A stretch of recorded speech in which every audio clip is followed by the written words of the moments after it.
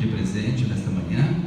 Quero conversar um pouquinho com a igreja sobre o texto do Antigo Testamento. Os irmãos podem procurar no livro de Miqueias, o capítulo 6, os versículos 1 a 8. Vale a pena a gente dar uma relembrada nesse texto.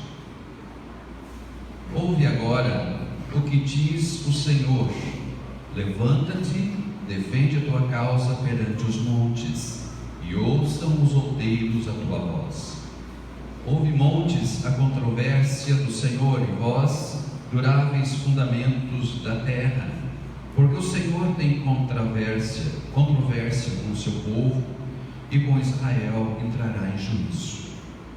Povo meu, que te tenho feito, e com que te enfadei? Responde-me. Pois te fiz sair da terra do Egito e da casa da servidão, te remi, e enviei diante de ti Moisés, Arão e Miriam. Povo meu, lembra-te agora do que maquinou Balaque, rei de Moabe, e do que lhe respondeu Balaão, filho de Beor, e do que aconteceu desde Sinim até Gilgal, para que conheças os atos de justiça do Senhor. Com que me apresentarei ao Senhor, me inclinarei diante do Deus excelso? Virei perante ele com holocaustos, com bezerros de um ano. Agradar-se-á ao Senhor de milhares de carneiros, de 10.000 ribeiros de azeite? Darei ao meu primogênito pela minha transgressão, o fruto do meu corpo pelo pecado da minha alma? Ele te declarou ao homem o que é bom e o que é o que o Senhor pede de ti, que pratiques a justiça e ames a misericórdia, e andes humildemente com o teu Deus. Que Deus abençoe o meditar dessa palavra em nossos corações. Amém. Eu quero falar sobre uma palavra. Essa palavra não é muito agradável, nós não gostamos muito dela. Ela não é muito simpática para nós. Nós gostamos de evitá-la, mas vira e mexe nós nos deparamos com ela. A palavra é fracasso. Quem é que nunca fracassou na vida? Quem é que nunca experimentou? Se nós fôssemos colocar assim um sabor para o fracasso, para a derrota, diríamos que o sabor correspondente é o sabor amargo. O fracasso nos dá no primeiro momento uma sensação de derrota, e por isso que ele tem um sabor amargo. Famosos de sucesso, famosos que realmente fizeram muito sucesso, que inspiram milhões de pessoas no mundo, também tiveram lá os seus fracassos. Eu coloquei aqui pelo menos 2 exemplos para a gente entender isso melhor. Todos já ouviram falar desse grande homem, Abraham Lincoln. Não sei se vocês sabem, né? Mas esse homem foi uma pessoa assim muito importante na história dos Estados Unidos. Mas ele, quando mais novo, ele teve momentos assim de grandes fracassos na vida. Quando foi para a guerra, ele foi capitão para a guerra e voltou como soldado raso. Vocês sabem quantas vezes ele faliu? Ele faliu 2 vezes. Ele chegou a perder a sua casa. Muito cedo também ele tinha uma namorada a quem ele muito amava, e esta faleceu. E aí, diante de tudo isso, ele teve um colapso nervoso. Isso tudo até os 36 anos. E aí então ele resolveu querer ser presidente dos Estados Unidos. Vocês sabem quantas vezes ele perdeu? Ele perdeu 5 vezes. Concorreu a 5 eleições e perdeu todas. E somente aos 51 anos de idade ele conseguiu se tornar presidente dos Estados Unidos. Uma pessoa que experimentou o amargo sabor do fracasso, e depois, na sequência, ele experimentou o doce sabor da vitória. Uma outra pessoa que nos chama muita atenção, muito famoso, muito inteligente, por isso que é tão famoso, Albert Einstein. Eu não sei se vocês sabem, mas ele só começou a ler aos 7 anos. E ele começou a falar apenas aos 4 anos de idade. Inclusive seus pais e professores achavam que ele tinha alguma limitação mental. Ele chegou a ser expulso da escola e recusado pela Escola Politécnica de Zurique. Ou seja, tinha tudo para ser um fracasso, tinha tudo para ser um Zé Ninguém, mas ele, do amargo sabor do fracasso, ele passou para a fase do doce sabor da vitória. E assim, meus irmãos, é a nossa vida. Nossa vida também é recheada de fracassos. Todos nós já nos experimentamos fracassos e sucessos. Muitas coisas já fracassaram em nossa vida. Casamentos fracassaram. Educação de filhos às vezes fracassa. Grandes produções cinematográficas fracassam. Às vezes até mesmo um tratamento de saúde fracassa. Às vezes até na carreira profissional nós nos deparamos com fracassos. Aquela carreira que parecia indestrutível, parecia acima de tudo, acima de todos os males, de repente você cai, e quando cai, cai feio, e aí você tem que reconstruir a sua própria história, a sua história profissional. O fracasso, ele tem um sabor amargo, ninguém gosta disso. Quando a gente está nessa situação, às vezes até no primeiro momento a gente tem reações assim meio drásticas. Nós brigamos com Deus muitas vezes, ou questionamos sobre os seus caminhos, questionamos se Ele nos ama e por que se Ele nos ama nos deixa passar por situações assim. Aliás, até hoje o segredo do sucesso de muitas religiões na atualidade é justamente esse. Eles falam que os membros da sua igreja jamais enfrentarão fracassos na vida, mas isso não é bíblico. Pelo contrário, a Bíblia fala que muitos homens de Deus fracassaram. Se você observar a história dos seguidores de Jesus, os discípulos, os primeiros seguidores, homens de fracasso. Pedro, naquela hora que Jesus mais precisava dele, fracassou, negou Jesus. Fracasso na fé. E nós passamos por isso, momentos assim de altos e baixos. Às vezes estamos lá em cima, parece que nós somos os deuses do Olimpo, e de repente, de uma hora para outra, pum, caímos. E às vezes tudo ao mesmo tempo, às vezes não. Às vezes Deus é tão misericordioso que Ele deixa a conta-gotas experimentarmos o amargo sabor dos fracassos, mas às vezes não, às vezes é tudo de uma vez só. Casamento entra em crise, temos problemas com os filhos, nos encontramos desempregados, um fracasso atrás do outro, uma situação mais difícil que a outra, e aí então nós entramos em parafuso, muitas vezes.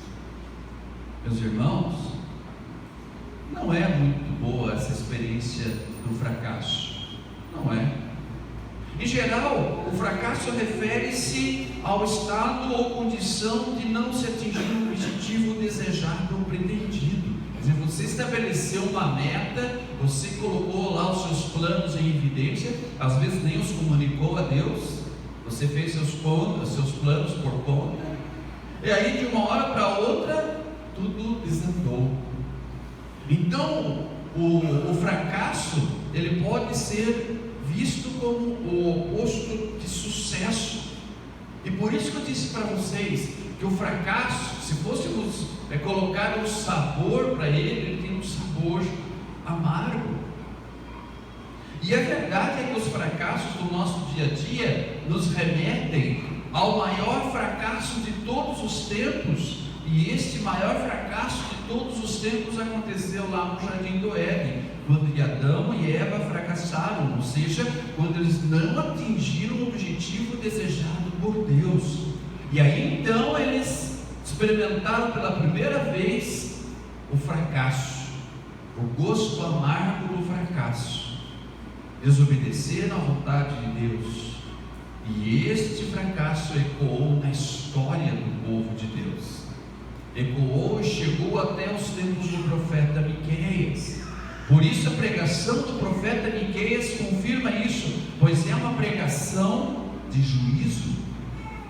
Mas quem foi Miqueias? O profeta Miqueias foi um profeta para o povo de Judá, durante uma época de grande iniquidade, grande injustiça social. Havia naquela época falsos profetas, havia líderes cruéis, havia violência e corrupção. Os sacerdotes, que deveriam ser representantes de Deus, infelizmente tinham que ter o dever e levar adiante esse dever de ensinar as pessoas a palavra. Muitas vezes esses sacerdotes eram apenas gananciosos e maus. E os pobres e as viúvas da época, infelizmente, estavam sendo explorados, abusados. Os juízes aceitavam suborno. Os empresários eram desonestos em seus negócios e enganavam o povo. Aliás, parece que estamos falando da história atual do Brasil, né? Não é verdade? Isso lá pelos anos 700 anos de Cristo. Esse era o quadro da época, e parece que se enquadra também nos dias de hoje. E daí então, para trazer esperança, Miqueias, ele promete um libertador divino. Ele fala sobre o Messias que iria resgatar o piedoso da opressão e estabelecer a justiça na terra. E aí então o profeta Miqueias se dirige contra o povo. Por quê? Porque o povo também estava experimentando o amargo sabor do fracasso. O povo fracassou totalmente diante de Deus. E aí no versículo 1 a 5, nós temos o profeta Miqueias colocando, expondo uma situação como se o povo de Deus, o povo de Israel, estivesse no banco de réus, banco dos réus, como se fosse um julgamento. E quem eram as testemunhas? Quem que estava assistindo esse julgamento? Diz o nosso texto, no versículo 1 em diante, que eram os montes, os outeiros, estavam ali para acompanhar de perto esse julgamento. O povo de Israel no banco de réus. Aí nós temos a figura de um promotor. A função da promotoria se evidencia aqui no texto, pois começa a fazer acusações ao acusado. E o acusado é o povo de Israel. E aí nós vamos vendo ao longo do texto, versículo 3, povo meu, diz o texto, que tenho feito? Com que te enfadei? Responde-me. Daí ele faz uma lista do que Deus tinha feito de bom, os atos libertadores de Deus. Olha que lista interessante. Deus está dizendo: povo, eu fiz vocês sair da terra do Egito, eu cuidei de vocês, eu remi vocês. E aí, como se não bastasse, eu cuidei de vocês durante todo esse período que vocês estiveram andando pelo deserto. Eu cuidei, não deixei faltar água, não deixei faltar comida. Eu enviei homens e mulheres, líderes, para que conduzissem vocês. Ele faz uma lista ali: Moisés, Arão, Miriam, quer dizer, eu coloquei diante de vocês líderes para encaminhar, para dirigir a vida de vocês.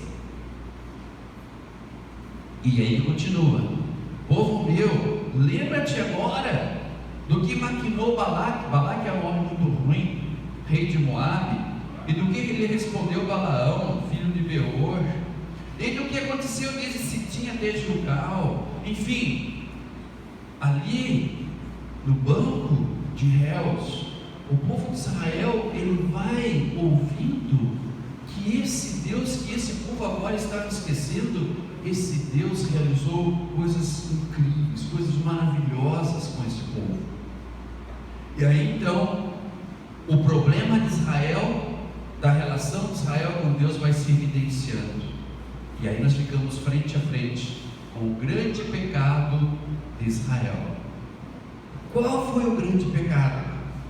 O grande pecado foi esse povo ter menosprezado a direção e as dádivas de Deus. E esse é o grande fracasso do povo. Quer dizer, todos esses atos libertadores de Deus, tudo que Deus tinha feito por esse povo, a maneira tão especial como Ele havia cuidado desse povo, como diz a Bíblia, uma menina dos seus olhos, isso tudo foi esquecido, foi menosprezado. O povo de Israel não dava valor naquela época às dádivas de Deus e à direção de Deus. E quando se evidencia essa situação, nós constatamos o fracasso do povo. O povo esqueceu-se da ação salvífica de Deus, e o pior, assumiu uma vida sem Deus. Começou a achar que não precisava de Deus. Quer dizer, os atos de livramento da parte de Deus, os líderes providenciados por Deus para guiar o povo, não estavam sendo levados em consideração. E aí o golpe de misericórdia, quer dizer, o fracasso dos fracassos. O fracasso dos fracassos foi o povo tentar corrigir essa situação, ou seja, aplacar a ira de Deus, achando que iam conseguir reparar o mal através de obras humanas. E aí nos versículos 6 nós vemos aqui as tentativas do povo tentar, digamos assim, angariar o favor de Deus. Aqui nós vemos, quem sabe, aqui o texto descrito, né? Quem sabe um holocausto extraordinário poderia acalmar esse Deus que está virado no povo. Um holocausto espetacular, inusitado. Isso nós vemos aqui no versículo 6, no versículo 7, né? Ali milhares de carneiros, bezerros de 1 ano, 1000 ribeiros de azeite. E o pior ali, eles falam, quem sabe então o sacrifício dos sacrifícios, entregar à morte o filho mais velho. Será que esses sacrifícios todos juntos não seriam suficientes para reverter esse estado de, digamos, inimizade ou de ira de Deus em relação, inimizade não, mas de ira de Deus em relação ao seu povo? Será? Olha, a gente imagina que coisa, você ofereceu o seu próprio filho mais velho em sacrifício. Agora eu pergunto para vocês, onde na Bíblia, em que momento na Bíblia Deus disse que Ele queria o sacrifício dos filhos primogênitos? Interessante que essa saída para aplacar a ira de Deus era uma saída também fracassada, porque eles tentaram, digamos assim, angariar o favor de Deus para eles, fazendo sacrifícios que Deus não havia pedido. Em outras palavras, em nenhum momento eles se arrependem, em nenhum momento eles querem se arrepender, pelo contrário, eles querem colocar a sujeira deles por baixo do tapete, eles não querem deixar deixar de praticar as coisas que eles estavam praticando. Aquele slide anterior que eu mostrei para vocês, eles não queriam mudar de vida, eles queriam continuar oferecendo esse sacrifício que eles diziam que supostamente traria de volta o favor de Deus para eles, e eles não queriam mudar de coração, mudar de prática, tentando esconder a sujeira debaixo do tapete. E esse então é o fracasso dos fracassos, quando as pessoas, além de estarem distantes de Deus, tentam achar mecanismos para angariar o favor de Deus, fazendo supostas obras mirabolantes, e aí então desprezam, colocam em último plano, aliás, nem cogitam essa possibilidade do arrependimento. E semana passada eu expliquei para a igreja o que é arrependimento. Arrependimento é você dar meia volta, é você estar indo numa direção e aí você muda essa direção. Quer dizer, você está indo por um caminho e esse caminho não é bom, te distancia de Deus, você muda esse caminho, se volta. Isso é arrependimento, dar meia volta. E aí então eu coloco diante da igreja essa pergunta: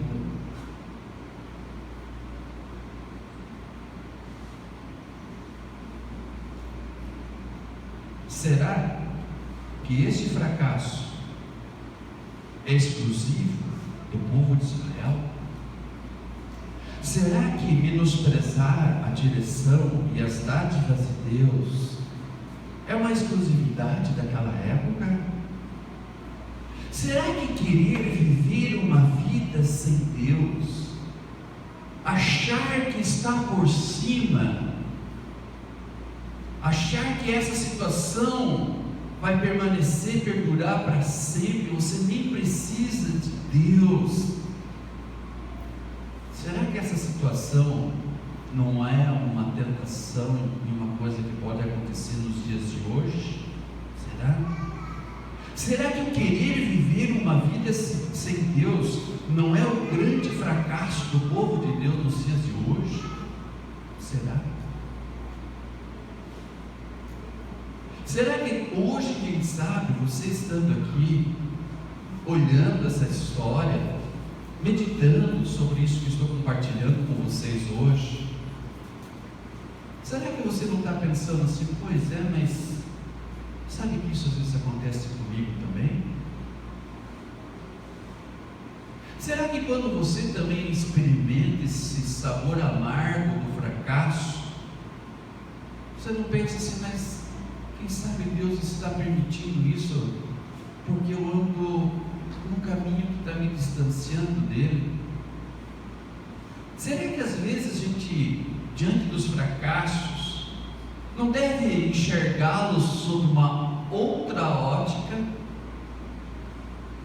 Será que às vezes realmente Deus não está permitindo esses fracassos para nos livrar do inferno? E a pior situação, o fracasso dos fracassos continua hoje em evidência, é quando as pessoas acham que pode reverter a sua culpa aos olhos de Deus, comprando o seu perdão com sacrifícios, sem a necessidade de arrependimento.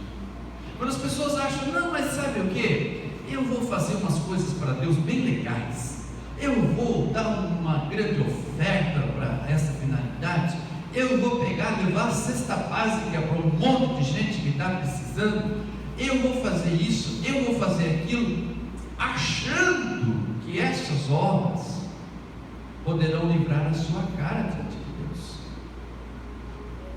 quando na verdade a pergunta que não quer calar continua ecoando. A pergunta é aquela do versículo 8: o que o Senhor pede de ti? O que o Senhor está pedindo de ti? Queridos, arrependimento, mudança de coração, mudança de vida, mudança de visão. É isso que Deus está pedindo. É isso que Deus está esperando de você, de mim, que nós possamos dar meia volta, mudança de coração. E o povo de Israel recebeu através do profeta Miqueias a solução do seu problema, a solução do seu fracasso. Versículo 8: porque vocês estão aqui hoje, vocês não querem sair daqui dessa igreja com essa sensação de fracasso. Vocês não querem sair dessa igreja hoje com a sensação do sabor amargo. Pelo contrário, vocês gostam de vitória. E aí então nós temos um caminho colocado aqui para a vitória. Versículo 8: ele declarou ao homem o que é bom e o que é o Senhor pede de ti. Resposta: remédio: que pratiques a justiça, que ames a misericórdia e andes humildemente com o teu Deus. Arrependimento.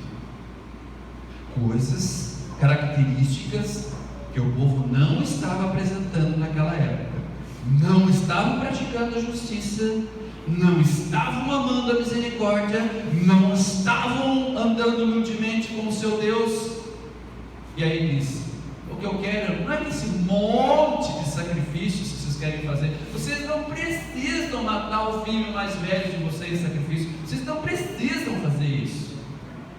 O que Deus pede de vocês é que vocês mudem. Arrependimento. Mude o coração, mude o seu jeito de pensar, de sentir, de ver as coisas, de imaginar que pode viver uma vida sem Deus.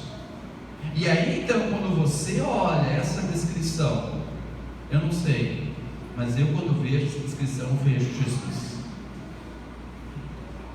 Você também o vê? Quem foi que anunciou o que é bom? Diz o texto, né? Faças ali o bem, o que é bom, ó homem, o que é bom? Quem disse, quem anunciou o que é bom? Quem praticou a justiça perfeitamente? Quem?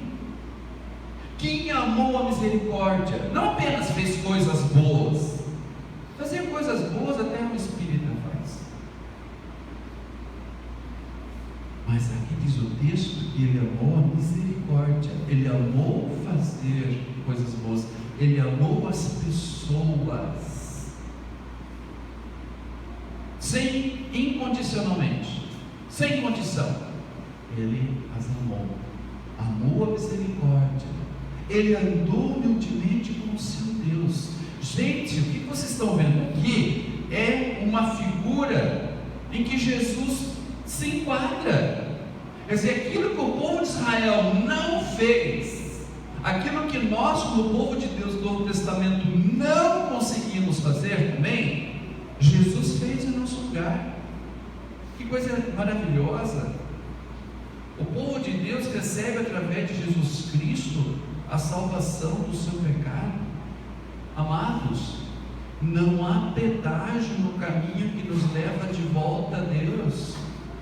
Não há meio de comprar uma passagem, o direito de passagem para o reino de Deus. Não, você não compra esse direito, você o recebe de graça. Há um só caminho: Jesus Cristo.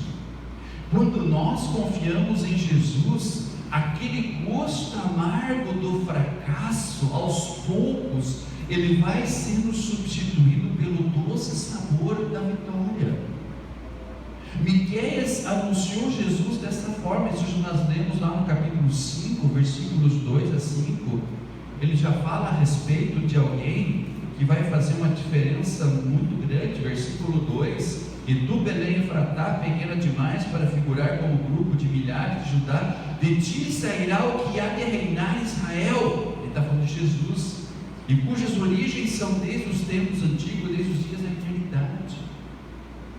Então, se você quer saber o segredo da vitória, experimentar esse doce sabor da vitória, você o fará e você conseguirá experimentar esse sabor confiando em Jesus. Porque Jesus, Ele abriu a estrada. Jesus, abriu a estrada para que o povo pudesse reencontrar-se com o seu Deus. Ele fez isso. Diz a Bíblia que em Jesus nós somos mais do que vencedores. Ele diz que quando nós realmente nos voltamos para Deus em arrependimento, a palavra de Deus diz isso, quando nós voltamos para Deus, quando nós fazemos a meia volta, quando nós nos arrependemos, saímos daquela direção que nós estávamos, achando que poderíamos viver sem Deus, e Deus então nos dá essa oportunidade de fazermos meia volta. Meus irmãos, isso é pura graça, é puro amor. A vitória, ela tem um sabor incrivelmente doce. A vitória está em Cristo, e essa vitória é tua, esta vitória é minha pela fé. Jesus fez o que nós não conseguíamos fazer. Ele reverteu a nossa derrota e a nossa condenação no inferno, que essa é a derrota maior, em uma situação de plena vitória em Cristo, que começa já nessa vida, mas que será totalmente plena na eternidade. Por isso, em Jesus, Ele é o primogênito, sacrificado pelo pecado da alma. E o que Deus espera de você? O que Deus espera de você? Que você agora pise nas mesmas pegadas de Jesus. Ou seja, que você também pratique a justiça, faça aquilo que é reto, que você também ame a misericórdia, ame as pessoas, que você faça o bem às pessoas, que você ande humildemente com o seu Deus. É isso que faz a diferença. Esse é o segredo da pessoa vitoriosa, a verdadeira vitória que Deus, na sua palavra, reservou para nós. Claro, não é isso que vai nos angariar o favor de Deus, mas é isso que é o reflexo da vida da pessoa que confia em Jesus. Como diz aqui no texto do Evangelho desta manhã, no Sermão do Monte. Quer experimentar o doce sabor da vitória? Confie em Cristo. Quer desfrutar desse sabor sempre? Confie em Cristo. E quando lá no céu você chegar, e se alguém perguntar para você o que você veio fazer aqui, você diga: eu vim aqui porque eu quero desfrutar do pleno e total sabor da vitória que o meu Salvador conseguiu para mim. Eu quero entrar aí no céu, e em Cristo eu vou conseguir isso, não por obra minha, mas pelos méritos de Cristo. Que Deus abençoe, irmãos. Se você está vivendo uma situação de fracasso, se você se depara com essa situação hoje, seja em que área da tua vida for, não desanime, não desanime. Deus tem um plano para a sua vida, Deus tem um propósito para você. Deus pode reverter essa situação. Claro, começando pelas coisas espirituais, sem dúvida alguma, a gente viu isso aqui, mas também nas coisas deste mundo. Deus tem algo maravilhoso reservado para você. Não descreia, não pense que você pode viver sem Deus. Você não consegue, não tente isso. Esse é o seu suicídio espiritual. Achar que você agora, eu não vou mais precisar de Deus, eu não preciso de Deus, eu me viro sozinho, porque Deus não cuidou de mim a hora que eu mais precisava. Onde é que Ele estava quando eu passei por essa situação? Meu irmão, não faça isso. Isso é suicídio espiritual, isso é inferno, isso é condenação eterna. Não faça isso, não. Nessa hora você diga assim: bom, o Senhor me deu, o Senhor o tirou, bendito seja o nome do Senhor. Ou seja, continue confiando, continue crendo, porque esse sabor amargo do fracasso, você pode ter certeza, Deus vai transformar num doce sabor da vitória em Cristo. Que Deus te dê essa confiança e essa paz, em nome do Pai, do Filho e do Espírito Santo. Amém.